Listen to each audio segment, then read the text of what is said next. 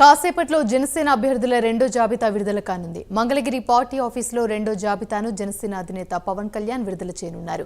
ఇప్పటికే పలువురు నేతలు పార్టీ కార్యాలయానికి చేరుకున్నారు. ఇదే అంశానికి సంబంధించి మరిన్ని వివరాలు మా ప్రతినిధి సాంబశివరావు అందిస్తారు.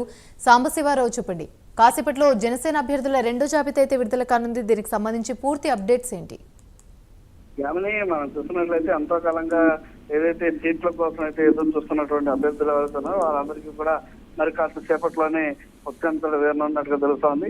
ఏదైతే జనసేన పార్టీ కేంద్ర కార్యాలయంలో జనసేన అధ్యక్షుడు పవన్ కళ్యాణ్ అధ్యక్షతన రెండో జాబితాను అయితే విడుదల చేస్తారంటూ కూడా తెలియవస్తోంది. అంటే మనం ముఖ్యంగా మూడో జాబితాను కూడా చెప్పాలి. ఎందుకంటే రెండో జాబితా కింద కందూరు దుర్గేష్ ఇప్పటికే ప్రకటన చేసినటువంటి పరిస్థితి.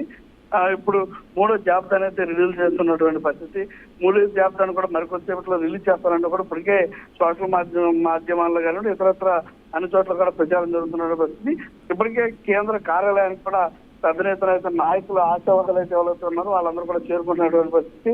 మొత్తం మీద జనసేన పార్టీకి సంబంధించి టికెట్ల విషయంలో మాత్రం ఒక క్లారిటీకి వచ్చి పవన్ కళ్యాణ్ అయితే రెండో జాబితాను అయితే విడుదల చేస్తున్నట్టుగా కూడా తెలియవస్తుంది. యామిని.